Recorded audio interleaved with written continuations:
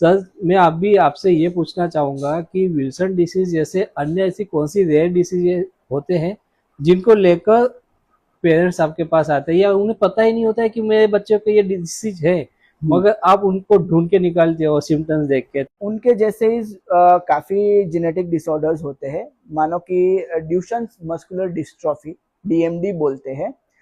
दूसरा होता है स्पाइनल मस्कुलर एट्रोफी।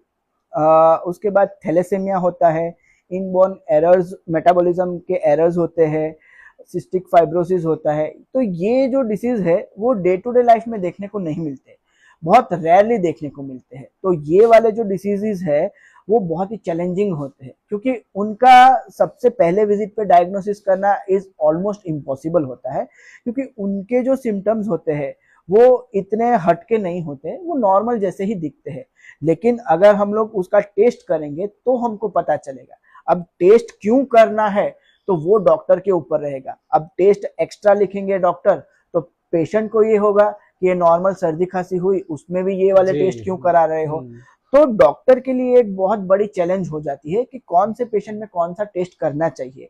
बट उसी के लिए हम लोग ये चीज कर सकते हैं कि स्क्रीनिंग टेस्ट बोलते हैं। तो स्क्रीनिंग टेस्ट का एक बहुत ही अच्छी चीज होती है कि डिसीज होने से पहले हम उसको पकड़ सकते हैं। अब स्क्रीनिंग टेस्ट का ये अच्छी बात है, लेकिन दूसरी बात ये होती है कि पेरेंट्स को कन्विंस करना।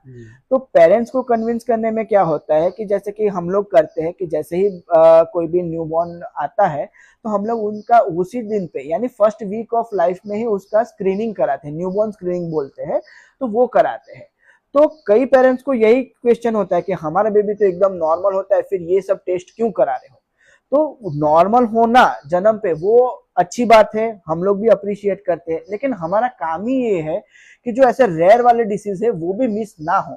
अगर हमको वो मिस नहीं करने हैं तो फिर स्क्रीनिंग करना पड़ेगा। और स्क्रीनिंग हेल्दी बच्चों का ही किया जाता है। कोई भी एबनॉर्मल अगर सिम्टम्स आ रहे हैं तो फिर उसका तो हम लोग स्पेसिफिक टेस्ट करते हैं। लेकिन अगर आपको या मुझे कोई डिसीज है या नहीं, अगर वो जानना है तो हमको उसके लिए स्क्रीनिंग करना पड़ेगा।